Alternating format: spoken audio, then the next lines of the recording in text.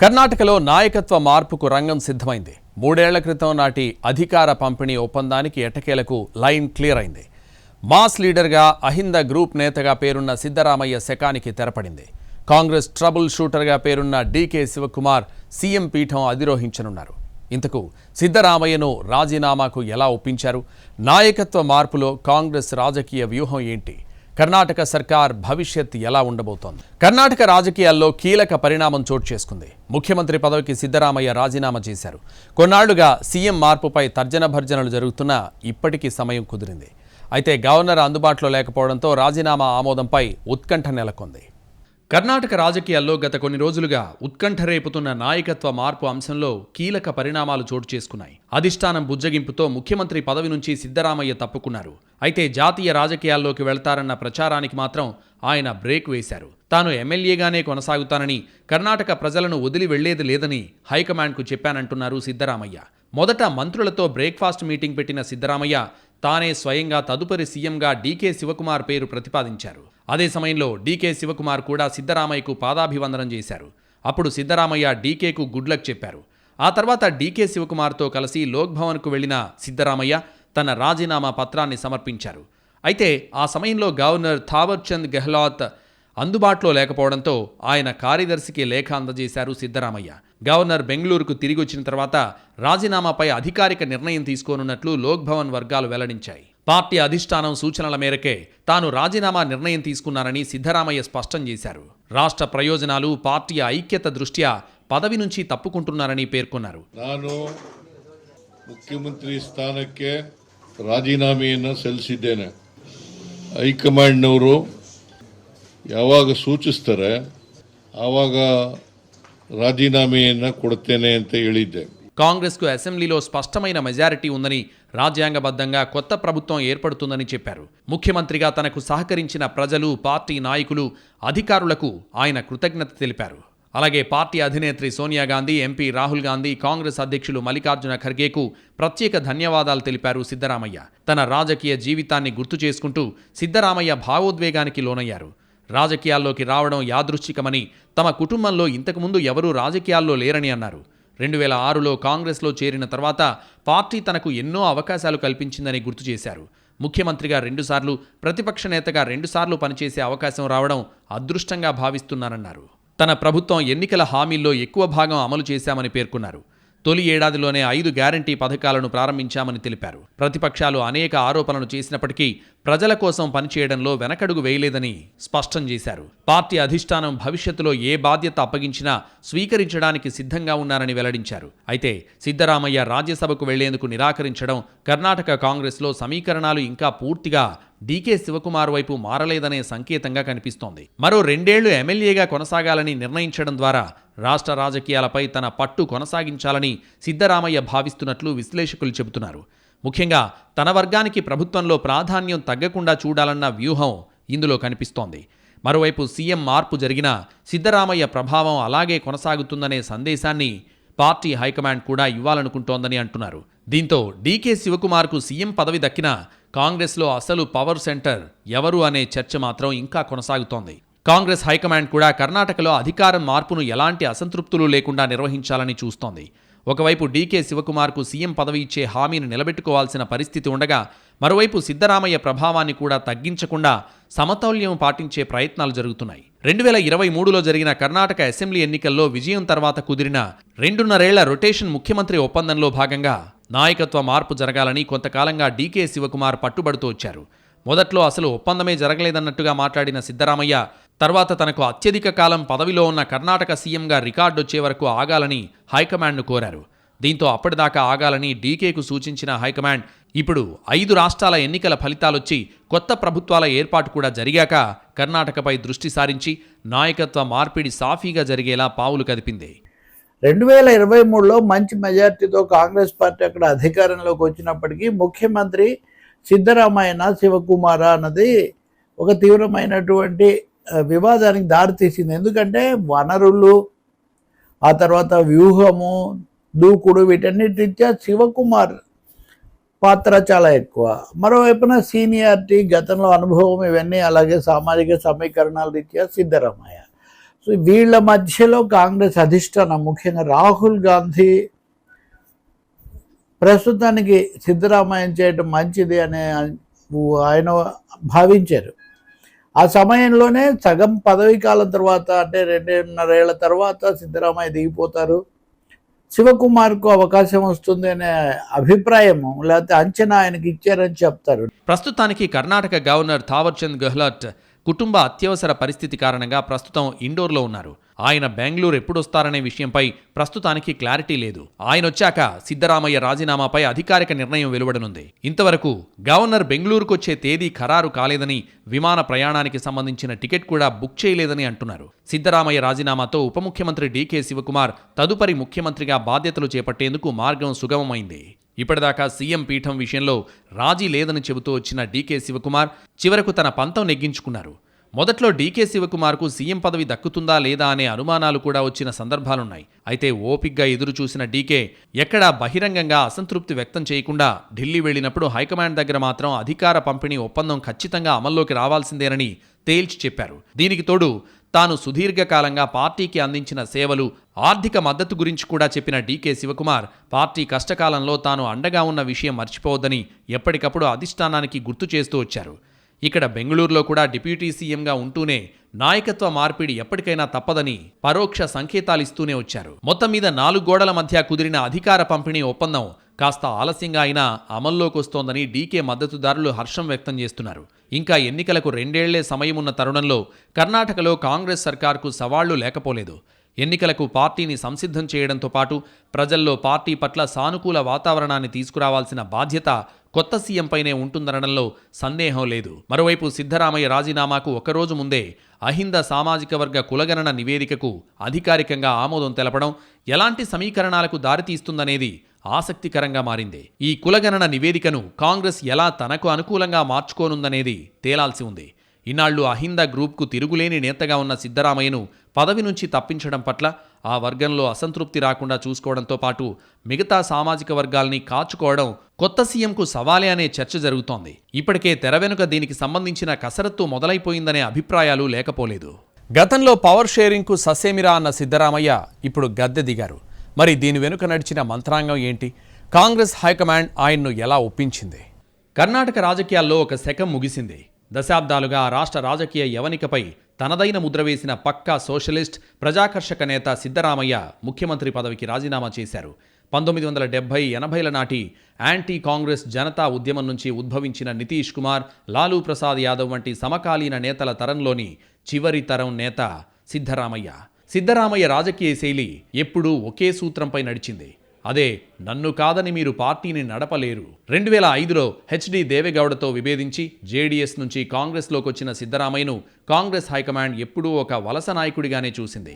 కానీ 2013లో కాంగ్రెస్ అధికారంలోకి వచ్చినప్పుడు మల్లికార్జున ఖర్గే వంటి పార్టీ విధేయుణ్ణి పక్కనబెట్టి సిద్ధరామయ్యే సీఎం కావాల్సి వచ్చింది. దానికి కారణం ఆయనకు ఉన్న ఎమ్మెల్యేల బలం. ఇక 2018లో కాంగ్రెస్ ఓడిపోయినప్పటికీ పార్టీపై సిద్ధరామయ్య పట్టు సడల్లేదు. కుమారస్వామి నేతృత్వంలోని జేడీఎస్ కాంగ్రెస్ కూటమిని ఆయన మనస్ఫూర్తిగా అంగీకరించలేదు. 2019 లోక్సభ ఎన్నికల తర్వాత ఆ కూటమి కుప్పకూలడం వెనుక సిద్ధరామయ్య వ్యూహం ఉందనేది బహిరంగ రహస్యం. ఆయన విధేయులైన ఎమ్మెల్యేల రాజీనామాలే ఆ తర్వాత బిఎస్ యడ్యూరప్ప సీఎం కావడానికి మార్గం సుగమం చేశాయి. ఇక 2023లో కాంగ్రెస్ చారిత్రాత్మక మెజారిటీతో గెలిచినప్పుడు కూడా అదే పొలిటికల్ లాజిక్ పనిచేసింది. సిద్ధరామయ్యను కాదని డీకే శివకుమార్కు పదవిస్తే పార్టీలో అసంతృప్తి వస్తుందనే ఉద్దేశంతో ఆయనకే మళ్లీ సీఎం పీఠం ఇవ్వాల్సి వచ్చింది. అయితే 2013 నాటి సిద్ధరామయ్యకు 2023 నాటి సిద్ధరామయ్యకు మధ్య చాలా తేడా ఉంది. ఈసారి ఆయనకు డీకే శివకుమార్ రూపంలో అత్యంత శక్తివంతమైన, పట్టుదల కలిగిన ప్రత్యర్థి ఎదురయ్యారు. పార్టీ పాత తరం నేతలంతా డీకే వెనుక నిలబడ్డంతో ముందస్తు ఒప్పందం ప్రకారం మధ్యంతర నాయకత్వ మార్పిడికి సిద్ధరామయ్య ఒప్పుకోవాల్సి వచ్చింది. ఆయన మొదటి విడత పాలన సంక్షేమ పథకాలతో వెలిగిపోతే గత 3 ఏళ్ల రెండో విడత పాలన మాత్రం పూర్తిగా నిరాశాజనకంగా సాగింది. సీఎం చుట్టూ చేరిన ఒక చిన్న కోటరీ కారణంగా సిద్ధరామయ్య మంత్రులకు, ఎమ్మెల్యేలకు ఆయన అందుబాటులో లేకుండా పోయారు. ప్రభుత్వంపై వరుసగా వచ్చిన అవినీతి ఆరోపణలు, అంతర్గత అధికార పోరాటాలు సిద్ధరామయ్య అవినీతి రహిత ఇమేజ్ను దెబ్బతీశాయి. ఒకప్పుడు ఆయన ఒక అద్భుతమైన అడ్మినిస్ట్రేటర్ అని పొగిడిన సొంత మంత్రులే ఇటీవల కాలంలో అంతా అధోగతి పాలైంది అని వాపోయే దుస్థితొచ్చింది. ఈ పరిణామాలతో పార్టీ ప్రతిష్ట మరింత దిగజారకముందే హైకమాండ్ ఆయనపై ఒత్తిడి చేసి రాజీనామా చేయించింది. సాధారణంగా ఎలాంటి పోరాటం లేకుండా లొంగిపోని సిద్ధరామయ్య ఈసారి సైలెంట్గా తప్పుకున్నారంటేనే ఆయనకు కూడా పరిస్థితి చేయి దాటిందని అర్థమైందని అనుకోవాలి. దీనికి తోడు బెంగళూరు బ్రాండ్ ఇమేజ్కు పడిన దెబ్బ, కాంట్రాక్టర్ల కమిషన్ల గోల, స్వయంగా సిద్ధరామయ్య భార్యపైనే ఆరోపణలు రావడంతో సిద్ధరామయ్య ఓ దశలో ఉక్కిరిబిక్కిరయ్యారు. ఇలా ముప్పేట దాడిని ఎదుర్కొన్న సిద్ధరామయ్య అప్పటికి ఏదోలా తన పదవిని కాపాడుకున్న పార్టీ ఇమేజ్కు దెబ్బపడిందనే విషయంపై చర్చ జరగకపోలేదు. ఇక డీకే శివకుమార్ విషయానికొస్తే ఆయన అందరితో సత్సంబంధాలు పెట్టుకోవడం, ఎమ్మెల్యేలకు సర్కార్ నిధుల విడుదల విషయంలోనూ సాయపడ్డంతో తనకు వ్యతిరేకత పెద్దగా లేకుండా చేసుకోవడంలో విజయవంతమయ్యారు. అటు అధిష్టానంతోనూ గ్యాప్ రాకుండా ఎప్పటికప్పుడు టచ్లో ఉంటూ వచ్చారు. అన్నింటికీ మించి డీకేకు బీజేపీ నుంచి ఆఫర్లొచ్చినా కాదని కేసులు ఎదుర్కొని మరి కాంగ్రెస్లోనే కొనసాగారనే సానుభూతి కూడా హైకమాండ్కు ఉండటం బాగా పనిచేసింది. ఈ సందర్భంగా గతంలో కొందరు నేతల విషయంలో తెగేదాకా లాగిన ఘటనలు కూడా కాంగ్రెస్ పార్టీ గుర్తు చేసుకుని ఈసారి జాగ్రత్తగా వ్యవహరించిందనే చర్చ జరుగుతోంది. కర్ణాటక ఎపిసోడ్లో కాంగ్రెస్ పార్టీకి ఏం ఛాలెంజ్ ఫేస్ చేసిందంటే, ఓ 4 రాష్ట్రాల్లో అధికారంలో ఉన్నారు, సెంటర్లో అధికారం లేదు. ఎప్పుడైతే ఒక పార్టీ నేషనల్ పార్టీ అధికారంలో లేదో కింద వాళ్ళు ఎప్పుడు రెబల్ చేస్తూ ఉంటారు. మనం చూసుకునేది ఏంటంటే, యడియూరప్ప కర్ణాటకలో బీజేపీ ఎప్పుడు రెబల్ చేశాడు, ఢిల్లీలో బీజేపీ గవర్నమెంట్ లేనప్పుడు చేశాడు.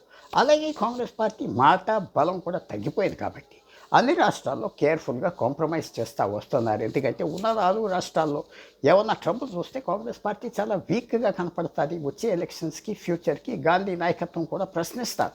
ఆల్రెడీ ఏమైందంటే అధికారంలో 12 సంవత్సరాలు లేరు కాబట్టి ప్రశ్నలు చాలా చోట్ల వచ్చినాయి. అక్కడక్కడ కాంగ్రెస్ పార్టీ నుంచి వెళ్ళిపోయారు. ఈవేళ ముఖ్యమంత్రి ఆసామ్ కాంగ్రెస్ పార్టీలో ఉండేవాడు వెళ్ళిపోయాడు. అలా చాలా సార్లు జరుగుతుంది, ఇక్కడ జరగనివ్వకూడదు అని కాంగ్రెస్ పార్టీ చేసింది ఏంటంటే, మనం కాంప్రమైజ్ అవ్వాలి, సెంటర్లో అధికారంలో లేం కాబట్టి వీక్గా ఉన్నాం. ఆ వీక్నెస్ వల్ల చాలా సాఫ్ట్ నిర్ణయాలు కాంగ్రెస్ పార్టీ తీసుకుంది. అందుకే నాయకత్వ పంపిణీ ఒప్పందం తెరపైకి వచ్చినప్పుడు మొదట్లో సిద్ధరామయ్య వైపే నిలబడ్డట్టుగా కనిపించిన హైకమాండ్ మారుతున్న పరిణామాలు, పరిస్థితుల్ని పరిగణలోకి తీసుకుని డీకే శివకుమార్ వైపు నిలబడక తప్పలేదు. అందుకు తగ్గట్టుగానే సిద్ధరామయ్యను కూడా మానసికంగా సంసిద్ధం చేస్తూ వచ్చారనే చర్చ జరుగుతోంది. సిద్ధరామయ్య లాంటి నేతకు ఒకేసారి రాజీనామా చేయమని చెబితే ఏం జరుగుతుందో తెలిసిన కాంగ్రెస్ హైకమాండ్ చాకచక్యంగా కొద్ది రోజుల ముందు నుంచే ఆయనకు సంకేతాలు పంపిందనే వాదన వినిపిస్తోంది. ఈ సంగతి తెలిసిన డీకే కూడా ఎక్కడా అసలు విషయం లీక్ చేయకుండా వ్యూహాత్మక మౌనం పాటించారు. చివరకు సిద్ధరామయ్య రాజీనామాకు దారితీసిన పరిస్థితులు, కారణాల్ని సహేతుకంగా విశ్లేషించిన హైకమాండ్ ఆయన్ను రాజీనామాకు ఒప్పించడంలో విజయవంతమైంది. అదే సందర్భంగా నాయకత్వ మార్పిడి సజావుగా జరగడానికి స్వయంగా సిద్ధరామయ్యే డీకే శివకుమార్ పేరు ప్రతిపాదించేలా పావులు కదిపింది. సిద్ధరామయ్య నిష్క్రమణ కర్ణాటకలోని సామాజిక సమీకరణాలను పూర్తిగా మార్చేయనుంది. రాష్ట్రంలోని వెనకబడిన తరగతులు, దళితులు, మైనారిటీల సామాజిక కూటమికి ఒక ఫేస్. గత 2 దశాబ్దాలుగా కాంగ్రెస్ ఓటు బ్యాంకును శాసిస్తున్నది ఈ సమీకరణమే. ఇప్పుడు సిద్ధరామయ్య లేని కాంగ్రెస్ ఆ ఓటు బ్యాంకును ఎలా కాపాడుకుంటుంది అనేది పెద్ద ప్రశ్న. హైకమాండ్ ఆయనకు రాజ్యసభ సీటిచ్చి జాతీయ రాజకీయాల్లోకి లాగాలని చూస్తున్నప్పటికీ బెంగళూరును వదిలి వెళ్లడానికి ఆయన సిద్ధంగా లేరు. సిద్ధరామయ్య వంటి మాస్ లీడర్ అధికారంలో లేకపోయినా శాసనసభలో ఉంటే అది కొత్తగా వచ్చే ముఖ్యమంత్రికి నిరంతరం ఒక కత్తి మీద సాము లాంటిదే. ఆయన ఎప్పుడూ తెర వెనుక ప్రశాంతంగా కూర్చునే పెద్ద మనిషి కాదు. రాజకీయ శూన్యతను, గందరగోళాన్ని ఉపయోగించుకుని మళ్లీ పుంజుకునే స్వభావం ఆయనది. నిజానికి 2023 అసెంబ్లీ ఎన్నికల సమయంలో సిద్ధరామయ్య, డీకే శివకుమార్ మధ్య పవర్ షేరింగ్ ఒప్పందం కుదిరింది. దాని ప్రకారం మొదటి 2.5 ఏళ్లు సిద్ధరామయ్య సీఎంగా ఉండి తర్వాత పదవిని డీకే శివకుమార్కు అప్పగించాలి. దీని ప్రకారం చూస్తే ఇప్పటికే కాస్త ఆలస్యమైంది. ఇక తప్పదని రాహుల్ గాంధీ, మల్లికార్జున ఖర్గే, ప్రియాంక గాంధీలు సిద్ధరామయ్యను ఒప్పించడంలో కీలక పాత్ర పోషించారు. ముఖ్యంగా ప్రియాంక ఈ మార్పు కోసం గట్టిగా పట్టుబట్టినట్లు చెబుతున్నారు. కర్ణాటకలో కాంగ్రెస్ ప్రభుత్వం అధికారంలోకి వచ్చినప్పటి నుంచి ముఖ్యమంత్రి పీఠంపై సిద్ధరామయ్య, డీకే శివకుమార్ మధ్య కోల్డ్ వార్ సాగుతూనే ఉంది. పీసీసీ అధ్యక్షుడిగా గత ఎన్నికల్లో కాంగ్రెస్ పార్టీ విజయానికి ఎంతో కృషి చేసిన డీకే శివకుమార్ మొదట్నుంచి సీఎం సీటుపై ఎన్నో ఆశలు పెట్టుకున్నారు. కానీ హైకమాండ్ ముందు సిద్ధరామయ్య లాబీయింగ్ పనిచేయడంతో డీకే సీఎం కాలేకపోయారు. అప్పట్నుంచి డీకే, సిద్ధరామయ్య మధ్య వ్యవహారం ఎడమొహం పెడమొహం అన్నట్టే సాగుతోంది. ఎన్నికలకు మరో 2 ఏళ్లు మాత్రమే సమయం ఉండడంతో ఎట్టి పరిస్థితుల్లో తనకు పగ్గాలు అప్పగించాల్సిందేనని డీకే భీష్మించి కూర్చున్నారు. ఎప్పట్నుంచో నాంచుతూ వస్తోన్న కాంగ్రెస్ హైకమాండ్ ఈ వివాదానికి శాశ్వత పరిష్కారం చూపేందుకు ఢిల్లీ వేదికగా సుదీర్ఘ కసరత్తు చేసింది. ఏఐసీసీ ప్రధాన కార్యాలయంలో కాంగ్రెస్ అధ్యక్షుడు మల్లికార్జున ఖర్గే, రాహుల్ గాంధీ సమక్షంలో సిద్ధరామయ్య, డీకే శివకుమార్, కేసీ వేణుగోపాల్, రాష్ట్ర ఇన్ఛార్జ్ రణదీప్ సుర్జేవాలాలతో దాదాపు 7 గంటల పాటు అత్యంత రహస్యంగా చర్చలు జరిగాయి. ఈ సమావేశంలో సిద్ధరామయ్యను గౌరవప్రదంగా ఢిల్లీ రాజకీయాల్లోకి తీసుకురావడమే ఏకైక ఎజెండాగా చర్చ సాగింది. ఒక సీనియర్ మాస్ లీడర్ను ముఖ్యమంత్రి పదవి నుంచి తొలగించడం అంటే పార్టీకి పెద్ద డ్యామేజ్ జరిగే ప్రమాదం ఉంది. అందుకే కాంగ్రెస్ అధిష్టానం సిద్ధరామయ్యను నొప్పించకుండా ఆయన్ను జాతీయ రాజకీయాల్లోకి ఆహ్వానిస్తూ ఒక భారీ వ్యూహాన్ని రచించింది. జూన్ 8తో కర్ణాటక నుంచి రాజ్యసభ నామినేషన్ల గడువు ముగుస్తుండటంతో ఇదే సరైన సమయమని హైకమాండ్ భావించి సిద్ధరామయ్యను ఒప్పించే ప్రయత్నం చేసింది. కానీ సిద్ధరామయ్య హైకమాండ్ ప్రతిపాదనను తిరస్కరించింది. తనదైన రాజకీయానికి తెరలేపుతున్నారా అనే చర్చ జరుగుతోంది. ప్రస్తుతం కాంగ్రెస్ దేశవ్యాప్తంగా కులగణన, ఓబీసీ హక్కుల ఎజెండాతో ముందుకు వెళ్తోంది. ఉత్తరాదితో పాటు దక్షిణాదిలో కూడా బలమైన ఓబీసీ ఓటు బ్యాంకును ఆకర్షించాలంటే సిద్ధరామయ్య లాంటి ఒక తిరుగులేని ఓబీసీ మాస్ లీడర్ జాతీయ స్థాయిలో అవసరమని అధిష్టానం ఆయనకు వివరించింది. అయినా సరే అందుకు సిద్ధరామయ్య ససేమిరా అని కర్ణాటకలో రాబోయే రోజుల్లో ఎలాంటి రాజకీయ వ్యూహరచన చేస్తారనేది చూడాల్సి ఉంది. మరి ప్రస్తుతానికి సిద్ధరామయ్య గట్టిగా ఉన్న తర్వాత హైకమాండ్ సూచనతో మెత్తబడతారా, లేదంటే అధిష్టానమే సిద్ధరామయ్యకు రాష్ట్ర స్థాయిలోనే ఏదైనా కొత్త బాధ్యత అప్పగిస్తుందా అనేది తేలాల్సి ఉంది. నాయకత్వ మార్పు విషయంలో కాంగ్రెస్ చాలా జాగ్రత్తగా వ్యవహరించింది. పగడ్బందీ రాజకీయ వ్యూహంతోనే ముందుకెళ్లినట్టు కనిపిస్తోంది. మరోవైపు కర్ణాటకలో కాంగ్రెస్ సర్కార్ భవిష్యత్తుపైన గట్టిగా చర్చ జరుగుతోంది. కర్ణాటక రాజకీయాల్లో ఎట్టకేలకు ఒక శకం ముగిసి మరో శకం ప్రారంభం కాబోతోంది. సీఎం పదవికి సిద్ధరామయ్య రాజీనామా చేయడంతో కాంగ్రెస్ ట్రబుల్ షూటర్ డీకే శివకుమార్ ముఖ్యమంత్రి పీఠాన్ని అధిరోహించడానికి సర్వం సిద్ధమైంది. అయితే సిద్ధరామయ్య వంటి బలమైన మాస్ లీడర్ను మార్చడం వెనుక కేవలం ఢిల్లీ అధిష్టానం ఒత్తిడి మాత్రమే లేదు. దీని వెనుక 2023 నాటి ఒక రహస్య ఒప్పందం, పార్టీ సంస్థాగత బలాలు, రాబోయే 2028 ఎన్నికల వ్యూహాలు దాగున్నాయి. ఈరోజు జరుగుతున్న పరిణామాలకు పునాది 3 ఏళ్ల క్రితమే పడింది. 2023 కర్ణాటక అసెంబ్లీ ఎన్నికల్లో కాంగ్రెస్ పార్టీ ఘన విజయం సాధించినప్పుడు ముఖ్యమంత్రి కుర్చీ కోసం సిద్ధరామయ్య, డీకే శివకుమార్ మధ్య గట్టి పోటీ నడిచింది. ఆ సమయంలో కాంగ్రెస్ హైకమాండ్ ఇద్దరు నేతలను ఢిల్లీకి పిలిపించి ఒక రహస్య రాజీ ఫార్ములాను కుదిర్చింది. ఆ ఒప్పందం ప్రకారం 5 ఏళ్ల కాల పరిమితిలో మొదటి సగం కాలం సిద్ధరామయ్య ముఖ్యమంత్రిగా ఉంటారు. ఆ తర్వాత మిగిలిన కాలానికి డీకే శివకుమార్ బాధ్యతలు స్వీకరిస్తారు. ఇప్పుడు ఆ గడువు ముగియడంతో సిద్ధరామయ్య చేత హైకమాండ్ రాజీనామా చేయించింది. డీకే శివకుమార్కు ముఖ్యమంత్రి పదవి దక్కడం వెనుక ఆయన కష్టానికి దక్కిన ప్రతిఫలమే ప్రధాన కారణం. కర్ణాటక ప్రదేశ్ కాంగ్రెస్ కమిటీ అధ్యక్షుడిగా డీకే శివకుమార్ పార్టీ కోసం అహర్నిశలు శ్రమించారు. కుప్పకూలిన కాంగ్రెస్ సంస్థాగత నిర్మాణాన్ని క్షేత్రస్థాయి నుండి పునర్నిర్మించారు. కర్ణాటకలోనే కాకుండా దేశవ్యాప్తంగా వివిధ రాష్ట్రాల్లో జరిగిన ఎన్నికల ప్రచారాలకు, పార్టీ అవసరాలకు తన ట్రబుల్ షూటర్ ఇమేజ్తో నిధులు సమకూర్చి విజయవంతంగా నిర్వహించడంలో కీలక పాత్ర పోషించారు. గాంధీ కుటుంబానికి అత్యంత నమ్మకస్తుడిగా, పార్టీ కష్టకాలంలో కొండంత అండగా నిలిచినందుకే హైకమాండ్ ఆయనకు ఈ అత్యున్నత పదవిని బహుమతిగా ఇస్తోంది. కర్ణాటక రాజకీయాలను శాసించేది కుల సమీకరణాలే. సిద్ధరామయ్య కురుబ సామాజిక వర్గానికి చెందిన అగ్రనేత కాగా, డీకే శివకుమార్ కర్ణాటకలో అత్యంత ఆధిపత్యం, ప్రాబల్యం ఉన్న ఒక్కలిగ వర్గానికి చెందిన ప్రముఖ నాయకుడు. పాత మైసూర్ ప్రాంతంలో ఒక్కలిగ సామాజిక వర్గం ఏ పార్టీ వైపు ఉంటే ఆ పార్టీ అధికారంలోకి రావడం కర్ణాటకలో ఆనవాయితీ. ఇప్పుడు డీకే శివకుమార్కు ముఖ్యమంత్రిగా అత్యున్నత పదవిని ఇవ్వడం ద్వారా రాబోయే ఎన్నికల కంటే ముందే ఒక్కలిగ ఓటు బ్యాంకును కాంగ్రెస్ వైపు పూర్తిగా తిప్పుకోవచ్చని అధిష్టానం భావిస్తోంది. దీనివల్ల అటు ఓబీసీ, ఇటు ఒక్కలిగ వర్గాల సమతుల్యత దెబ్బతినకుండా కాంగ్రెస్ జాగ్రత్త పడింది. కాంగ్రెస్ హైకమాండ్ కేవలం ఈ రోజు గురించే కాకుండా రాబోయే 2028 కర్ణాటక అసెంబ్లీ ఎన్నికలను దృష్టిలో ఉంచుకునే ఈ నిర్ణయం తీసుకుంది. ఎన్నికల సమయానికి ఒకే ముఖంతో వెళ్లకుండా డీకే శివకుమార్ రూపంలో ఒక డైనమిక్, కొత్త ముఖాన్ని రాష్ట్రానికి నాయకుడిగా నిలబెట్టే వ్యూహ రచన చేసింది. డీకే శివకుమార్కు మాస్ ఫాలోయింగ్తో పాటు క్యాడర్ను నడిపించే సత్తా ఉంది. ఆయన సీఎం అయితే పార్టీ శ్రేణుల్లో, కార్యకర్తల్లో కొత్త ఉత్సాహం వస్తుందని హైకమాండ్ నమ్ముతోంది. అంతర్గత విభేదాలకు తావు లేకుండా పార్టీ వర్గాలను ఏకీకృతం చేయడానికి రాబోయే ఎన్నికల్లో మళ్లీ జెండా పాతడానికి ఈ మార్పు కీలకమని కాంగ్రెస్ భావిస్తోంది. డీకే శివకుమార్ కర్ణాటక తదుపరి ముఖ్యమంత్రి కావడం దాదాపు ఖాయమైంది. శుక్రవారం కాంగ్రెస్ శాసనసభాపక్ష సమావేశంలో ఆయన్ను అధికారికంగా లీడర్గా ఎన్నుకోనున్నారు. సామాజిక, ప్రాంతీయ సమీకరణాలను బ్యాలెన్స్ చేయడానికి కొత్త ప్రభుత్వంలో 2 లేదా 3 డిప్యూటీ సీఎంలను నియమించే అవకాశం ఉంది. లింగాయత్, దళిత సామాజిక వర్గాల నుంచి వీరు ఉండే అవకాశం కనిపిస్తోంది. అయితే కొత్త మంత్రిమండలి కూర్పు సిద్ధరామయ్య వర్గానికి ఎలాంటి ప్రాధాన్యత దక్కుతుందనే అంశాలపై ఇప్పుడు సర్వత్రా ఉత్కంఠ నెలకొంది. కర్ణాటకలోని కనకపుర ప్రాంతం నుంచి రాజకీయాల్లోకి వచ్చిన డీకే శివకుమార్ యువ కాంగ్రెస్ కార్యకర్తగా తన రాజకీయ ప్రయాణాన్ని ప్రారంభించారు. క్రమంగా ఎమ్మెల్యే, మంత్రి, పార్టీ వ్యూహకర్తగా ఎదిగారు. స్థానిక స్థాయిలో బలమైన పట్టు, కార్యకర్తలతో నేరుగా మమేకమయ్యే శైలి ఆయనకు ప్రత్యేక గుర్తింపును తెచ్చిపెట్టాయి. డీకే శివకుమార్ పేరు జాతీయ స్థాయిలో బలంగా వినిపించడం ప్రారంభమైంది కాంగ్రెస్ సంక్షోభ సమయాల్లోనే అని చెప్పాలి. ముఖ్యంగా కర్ణాటకలో ప్రభుత్వం ఏర్పాట్లు, ఎమ్మెల్యేలను కాపాడడం, రిసార్ట్ రాజకీయాలు, కూటమి చర్చలు వంటి సందర్భాల్లో ఆయన కీలక పాత్ర పోషించారు. రాజకీయ సంక్షోభాలు వచ్చినప్పుడల్లా పార్టీ అధిష్టానం నమ్మకంగా చూసే నాయకుల్లో ఒకరిగా మారారు. అదే సమయంలో ఆయనకు ట్రబుల్ షూటర్ అనే ఇమేజ్ ఏర్పడింది. కర్ణాటక రాజకీయాల్లో డీకే శివకుమార్ ఎదుగుదల వెనుక అత్యంత కీలక అంశాల్లో ఒకటి ఒక్కళిగ సమాజంలో ఆయన సాధించిన ప్రభావం. చాలా కాలంగా ఆ వర్గం జనతాదళ్ కుటుంబ రాజకీయాలకు, ముఖ్యంగా జేడీఎస్కు ప్రధాన బలంగా ఉంది. అయితే గత కొన్నేళ్లలో ఒక్కలిగ వర్గంలో కాంగ్రెస్కు మద్దతు పెరగడంలో డీకే శివకుమార్ కీలక పాత్ర పోషించారనే విశ్లేషణలు వినిపిస్తున్నాయి. ముఖ్యంగా ఓల్డ్ మైసూర్ ప్రాంతంలో కాంగ్రెస్ బలపడటం, జేడీఎస్ ప్రభావం తగ్గడం వెనుక డీకే శివకుమార్ రాజకీయ వ్యూహాలు కూడా ఒక కారణంగా చెబుతున్నారు. ప్రాంతీయ సామాజిక సమీకరణాలను అర్థం చేసుకుంటూ కాంగ్రెస్కు కొత్త సామాజిక ఆధారాన్ని నిర్మించేందుకు ఆయన ప్రయత్నించారనే అభిప్రాయం రాజకీయ వర్గాల్లో ఉంది. అలాగని డీకే శివకుమార్ రాజకీయ ప్రయాణం వివాదాలకు దూరంగా సాగలేదు.